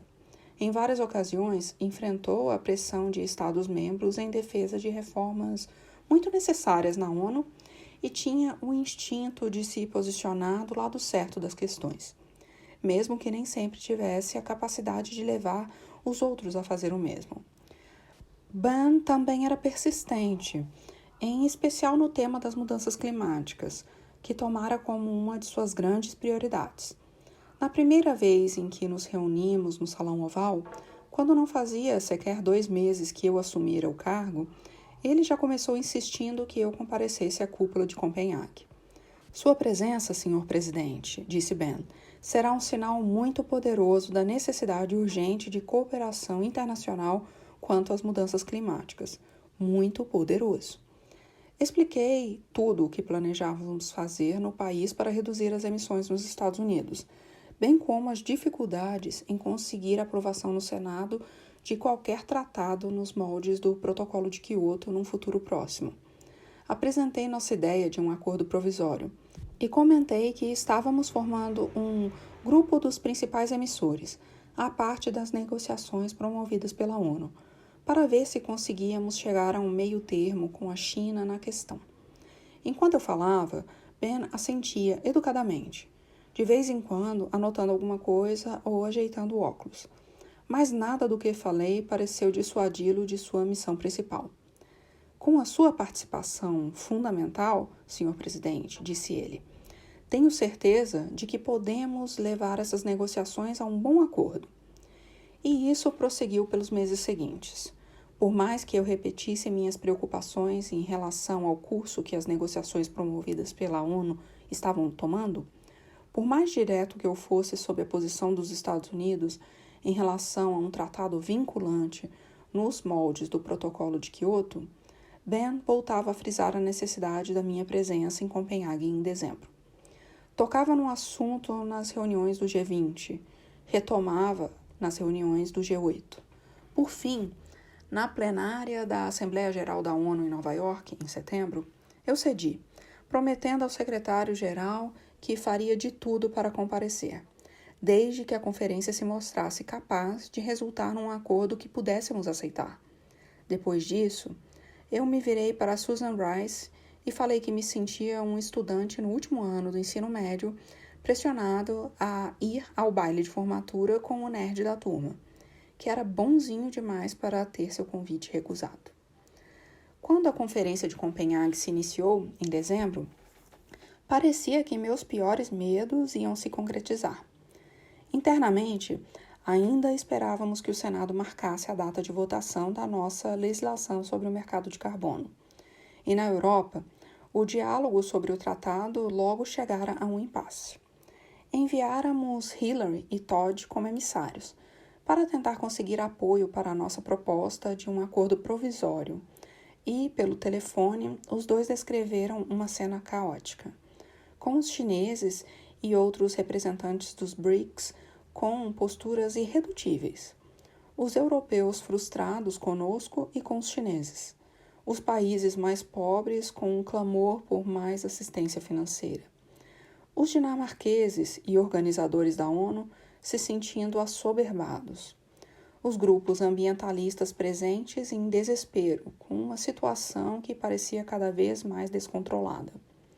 Em vista de todos os sinais de um iminente fracasso, sem mencionar o fato de que eu estava correndo para conseguir a tramitação no Congresso de outras leis de grande importância antes do recesso de Natal, Han e X questionaram se eu deveria mesmo ir a Copenhague. Apesar de minhas apreensões, concluí que mesmo uma pequena possibilidade de conduzir outros governantes a um acordo internacional era melhor do que as consequências de um provável fracasso. Para que a viagem ficasse mais aceitável, a Lisa Mastro-Mônaco elaborou uma programação absolutamente enxuta, em que eu tomaria o voo para Copenhague depois de um dia inteiro no Salão Oval, Ficaria em terra cerca de 10 horas, apenas tempo suficiente para fazer um discurso e ter algumas reuniões bilaterais com chefes de Estado, daria meia volta e retornaria para casa. Mesmo assim, vale dizer que, quando entrei no Air Force One para o voo transatlântico noturno, não estava muito entusiasmado. Me instalando numa das amplas poltronas de couro, pedi um copo com vodka, na esperança de que me ajudasse a ter algumas horas de sono. E fiquei observando Marvin, que mexia nos controles da TV de tela grande, procurando um jogo de basquete. Alguém já pensou, disse eu, na quantidade de dióxido de carbono que estou soltando na atmosfera nessas viagens à Europa? Aposto que, somando os aviões, os helicópteros e as comitivas de carro, sou eu quem tem a maior pegada de carbono de todo o planeta. Disse Marvin. Provavelmente é isso. Ele encontrou o jogo que procurávamos. Aumentou o som e acrescentou. Melhor não mencionar isso no discurso de amanhã. Chegamos a Copenhague numa manhã gelada e escura. As estradas até a cidade envoltas em neblina. O local da conferência parecia um shopping adaptado. Nos vimos vagueando por um labirinto de elevadores e corredores. Um deles inexplicavelmente ladeado por manequins. Antes de nos reunirmos com Hillary e Todd, para ficarmos a par da situação, como parte da proposta de um acordo provisório, eu tinha autorizado Hillary a assumir o compromisso de que os Estados Unidos chegariam em 2020 a uma redução de 17% nas emissões de gases que contribuem para o efeito estufa, além de uma garantia de 10 bilhões de dólares para o Fundo Verde para o Clima, para ajudar os países pobres nos esforços de adaptação e diminuição das mudanças climáticas.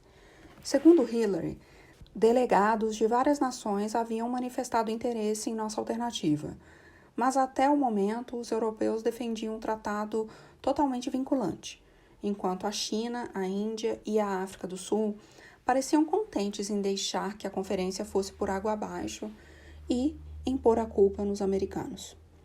Se você conseguir que os europeus e os chineses apoiem um acordo provisório, disse Hillary, é possível e talvez até provável que o resto do mundo concorde.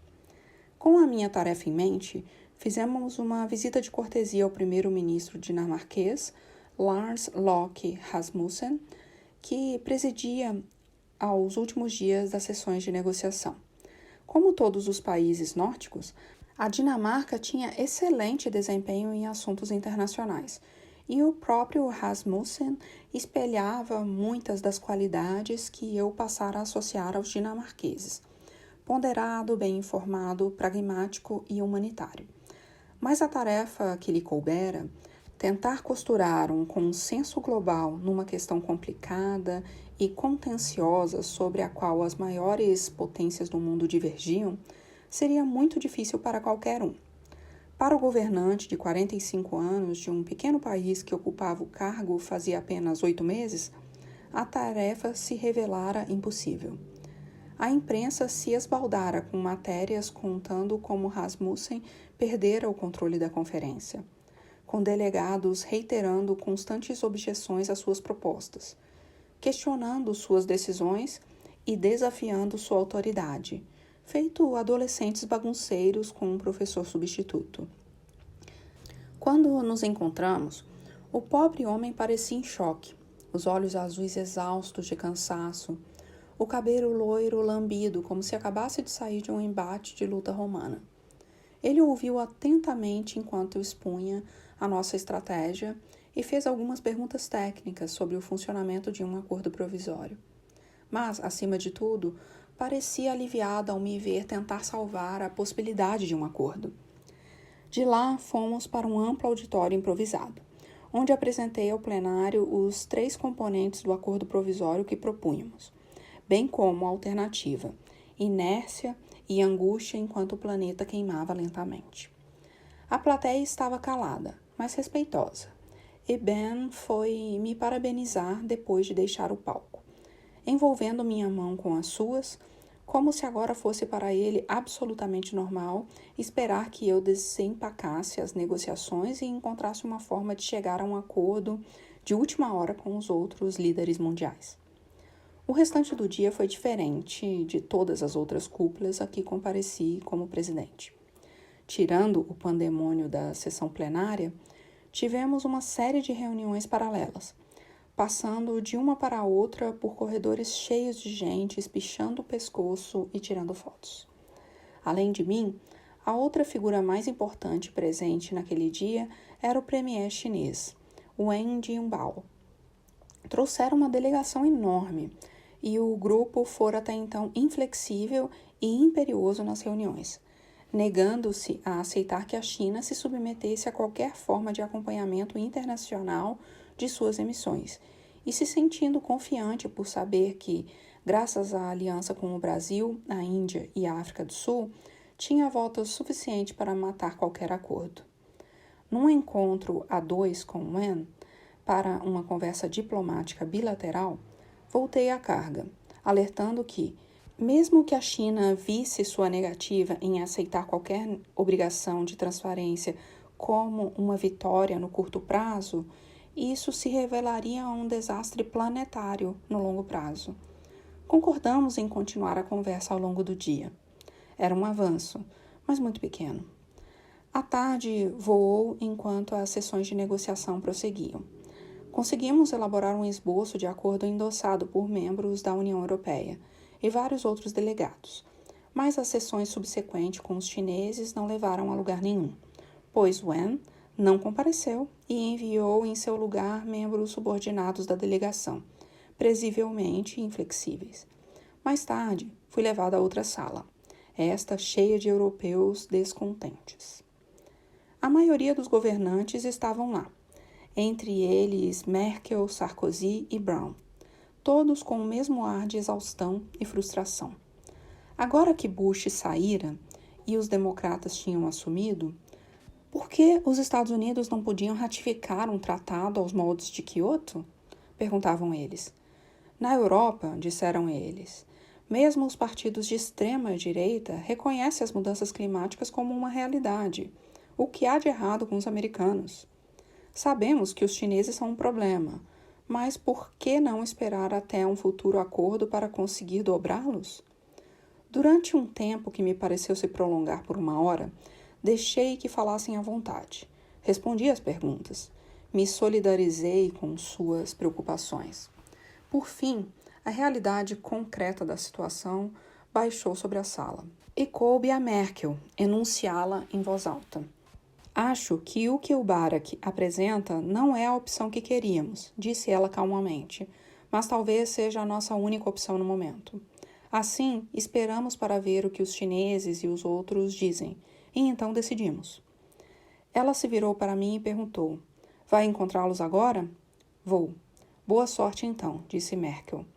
Ela ergueu os ombros, inclinou a cabeça de lado, repuxou os lábios para baixo e ergueu de leve as sobrancelhas. Gestos de alguém experiente em lidar com situações desagradáveis. Qualquer ímpeto que tivéssemos sentido ao sair da reunião com os europeus se dissipou rapidamente quando Hillary e eu voltamos para a nossa sala reservada. Marvin informou que uma furiosa nevasca avançava na costa leste e, assim, para voltarmos em segurança a Washington, o Air Force One precisava decolar daqui a 2h30. Conferi meu relógio. A que horas é minha reunião com Wen? Bom, chefe, esse é o outro problema, disse Marvin. Não conseguimos encontrá-lo. Ele explicou que os membros de nossa equipe, quando foram falar com os chineses, tinham sido avisados de que Wen já estava a caminho do aeroporto.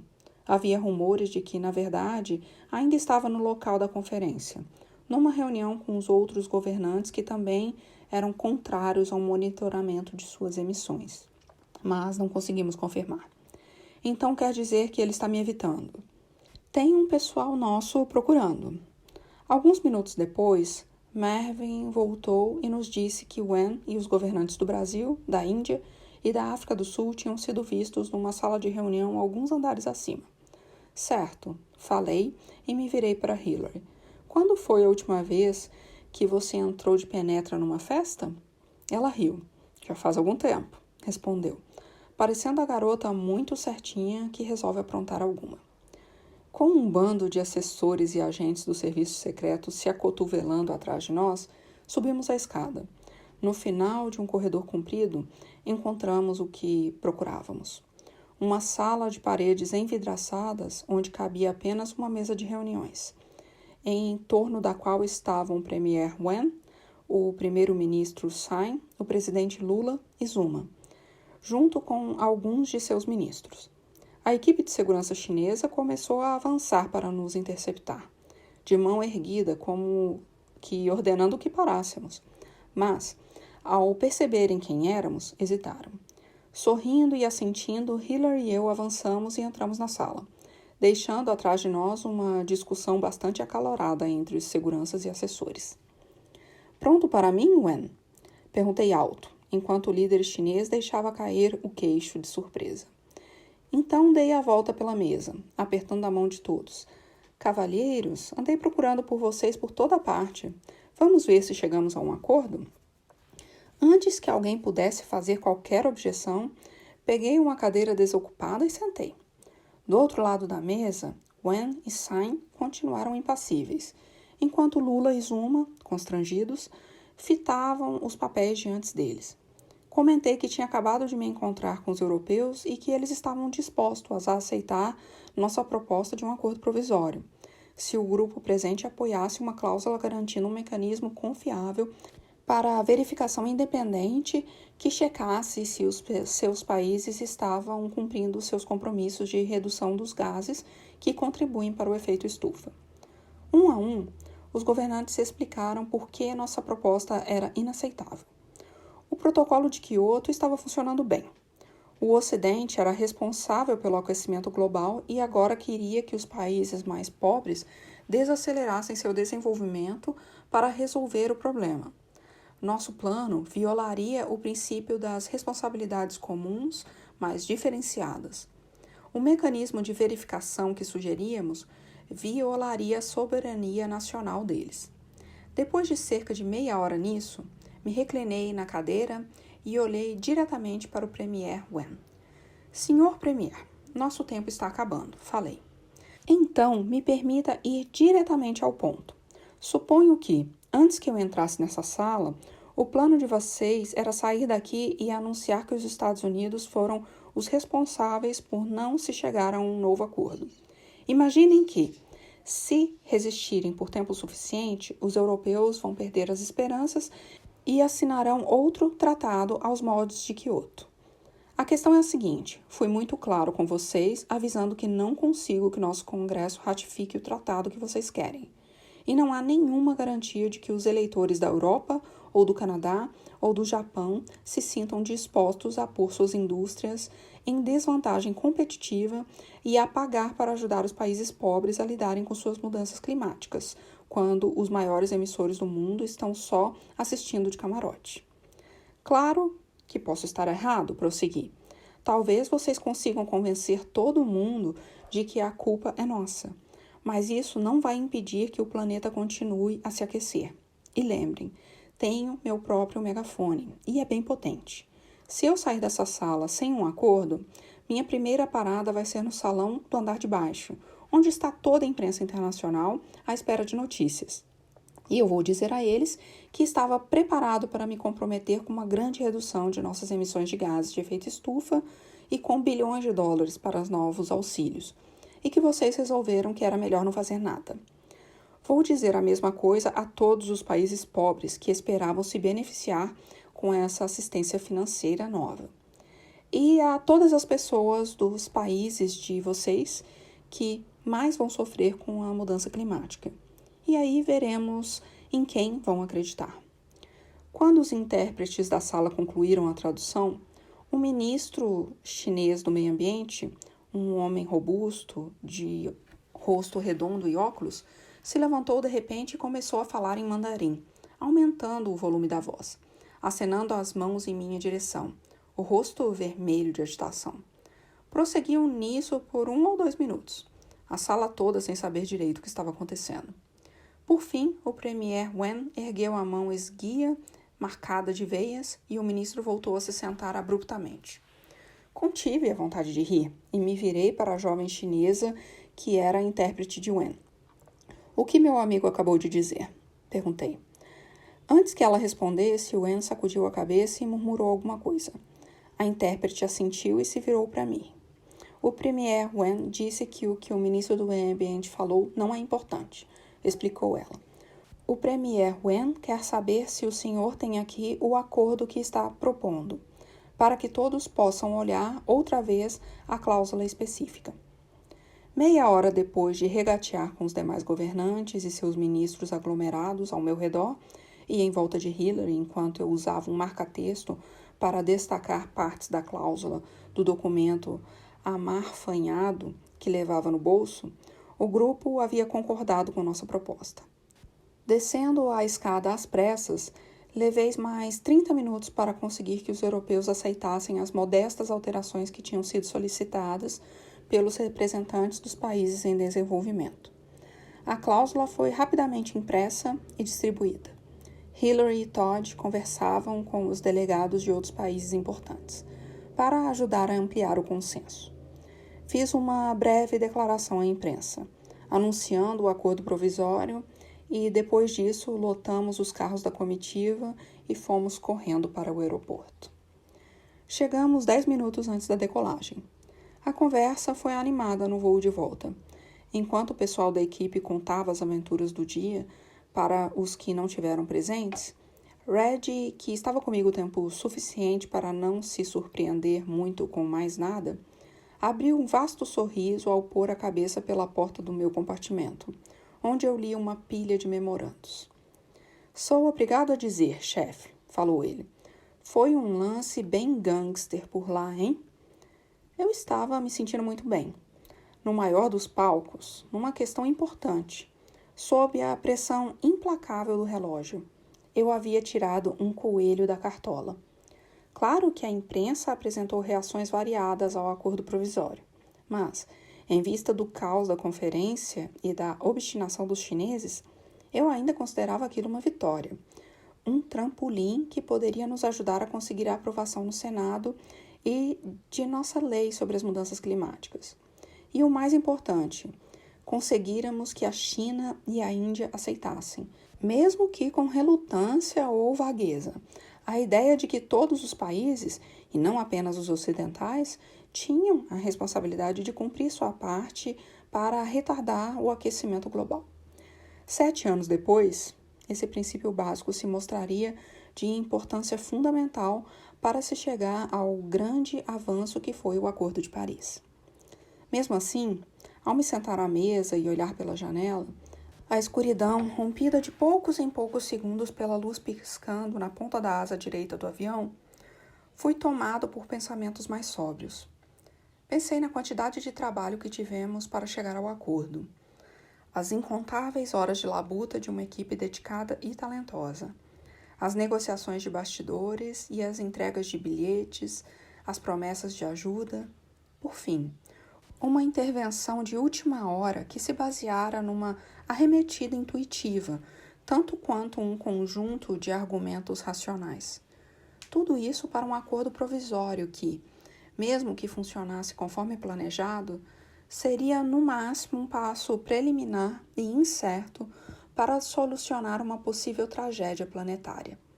Um balde de água num incêndio que se alastrava. Compreendi que, apesar de todo o poder inerente ao cargo que ocupava, sempre haveria uma enorme distância entre o que eu sabia que era preciso fazer para chegar a um mundo melhor e o que eu me via realmente capaz de alcançar num dia, numa semana, num ano. Quando pousamos, a nevasca prevista já atingira Washington. As nuvens baixas despejando uma mistura de chuva gelada e flocos de neve. Em cidades mais ao norte, como Chicago, os caminhões já estariam em ação, abrindo sulcos, removendo a neve das ruas e espalhando sal.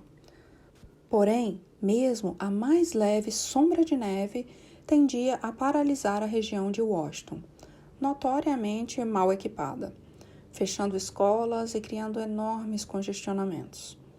Como o Marion One não podia nos transportar por causa das condições climáticas, O caminho de volta para Casa Branca levou ainda mais tempo, enquanto nossa comitiva percorria as estradas cobertas de gelo.